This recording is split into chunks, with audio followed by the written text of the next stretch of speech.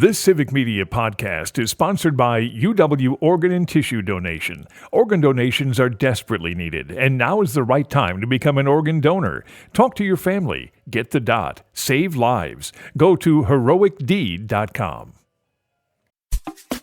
This is your WGBW Daily News Roundup for the Talk of Green Bay, 97.9 FM and 1590 AM. For 97.9 WGBW News, I'm Lisa Hale.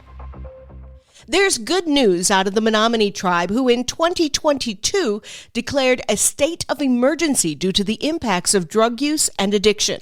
So far this year, the tribe has seen a nearly 70% decrease in overdose incidents.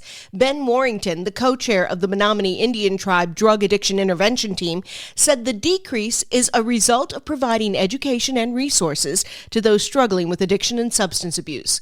While the decrease is good news, there's more to do. Many clinics and treatment centers have seen an increase in the number of patients seeking assistance for mental health and/or addiction issues. Officials say wanting to change is a very positive development, but some hurdles, such as access to care and treatments, program funding, adequate provider staffing, law limitations, and limited resources within jails and prisons, still remain. The U.S. Centers for Disease Control and Prevention reported a 3% decrease in overdose deaths in the United States from 2022 to 2023. Wisconsin Attorney General Josh Kaul has released the 2023 annual report for the state's crime labs. According to the report, Wisconsin has seen an increase in cases involving fentanyl, and crime labs have struggled to produce fast turnaround times on evidence. Along with the report, Attorney General Kaul said the upcoming state budget must include more funding for crime labs in order to increase staffing and decrease the time it takes to process evidence. The report also noted that a new Southeast region crime lab is on track to open in 2026. In response to a growing teacher shortage, Governor Tony Evers has added to a grant program. Stuart J. Waddles reports. $1 million is going to nonprofits to boost the state's educational workforce. The funds will support local organizations in their efforts to identify, prepare, and certify new teachers for Wisconsin's classrooms. The move comes as the state deals with a surge in teacher turnover, mirroring a national trend. The employment outlook in Wisconsin continues to be strong. For the sixth month in a row, Wisconsin has set a new record for employment, with just over 3 million people employed in October of 2024. The state's unemployment rate held steady at 2.9%, lower than the national rate of 4.1%. Governor Tony Evers said in a statement that the success is due to ongoing efforts to support high-demand industries and expand apprenticeship opportunities. From time to time, everyone needs mental health support, including police officers.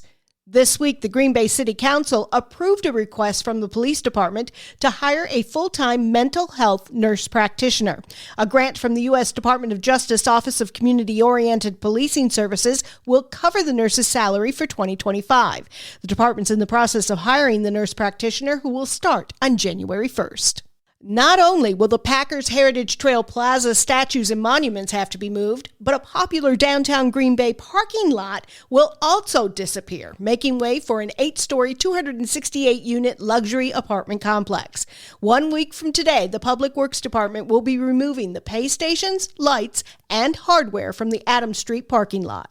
Winter is coming, and that brings a change to our outdoor recreation areas. Later this month, several Brown County horse and bike trails will close for the season. According to park officials, the horse and mountain biking trails at Reforestation Camp will close at dusk November 21st. So will the horse trails at Neshota Park and the Fox River Trail. The good news is the Fox River Trail will remain open to pedestrians, skaters, and bicyclists.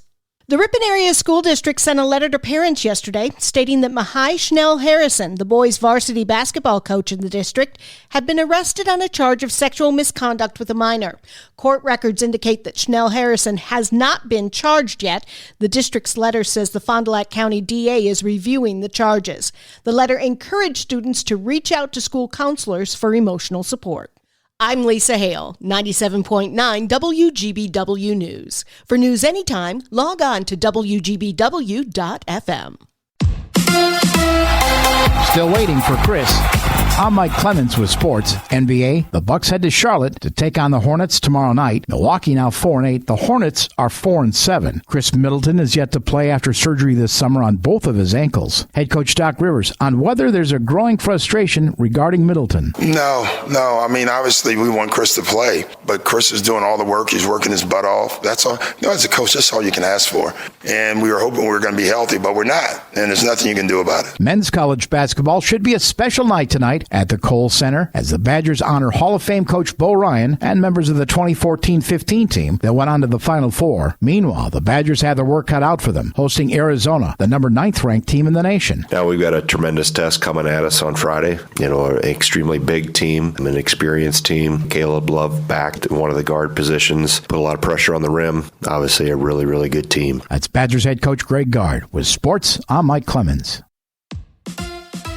On your entertainment beat, I'm Pete Schwaba. Pamela Anderson, a serious actor? It looks that way. The former Baywatch actress is getting rave reviews for her part in The Last Showgirl. The film tells the story of an aging performer whose show is about to be canceled. The film also stars David Bautista, cast as Anderson's character's manager, and Jamie Lee Curtis, who plays a waitress and is getting rave reviews for her performance. The film hits theaters in January and wide release after a limited run in December. He was a contestant every coach on the popular show The Voice wanted on their team. Michael Bublé was lucky enough to snag him for his team, but now Deadline reports that on Monday night's episode, host Carson Daly informed Bublé that country singer Tanner Frick has left the show unexpectedly and right before the knockout rounds. Ooh.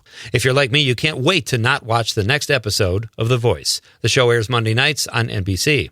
It's a story you would typically read in The Onion, which is interesting because it involves The Onion. The satirical newspaper has purchased right-wing conspiracy theorist Alex Jones' outlet InfoWars. InfoWars claimed bankruptcy due to lies spread about the Sandy Hook massacre. Does this seem like a strange marriage? It does indeed. One theory, according to Variety, says The Onion purchased the entity to keep it out of the hands of other alt-right conspiracy theorists. It's also not a bad publicity move for The Onion. To summarize the story, Area Man expects more truth and less lies with a dose of laughter. Variety reports that actress Sophie Turner will play Lara Croft in Amazon MGM's new Tomb Raider series. Variety says the Game of Thrones actress is the highest profile actress to play the role since Angelina Jolie and Alicia Vikander. The series is still in development stages. A release date has not yet been set. Who's up for a good old-fashioned boxing match? Jake Paul and Mike Tyson square off this weekend. Paul took to his social media platforms to troll Tyson by wearing diamond-spiked ear covers to get under the former champ's skin.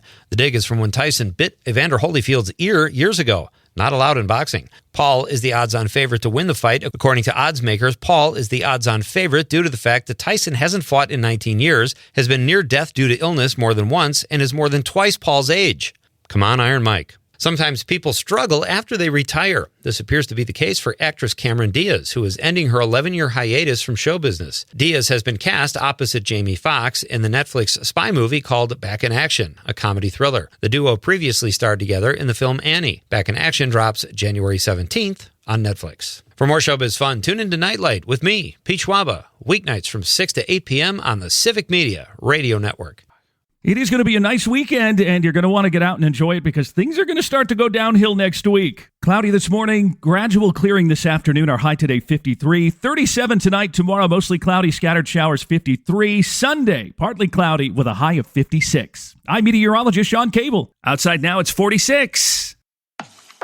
That's your WGBW Daily News Roundup from Civic Media. Subscribe to this podcast on Spotify, Apple, or wherever you find your podcasts. Find more news at WGBW.FM. The national news cycle never stops, but it can be hard to find news about your local community. Civic Media is dedicated to providing quality local and state news coverage across Wisconsin. With the Civic Media app, you can get notifications about local stories that matter to you and your community. Find the free Civic Media app in your phone's app store and choose notifications from the menu to tell us what kind of news you want to hear about.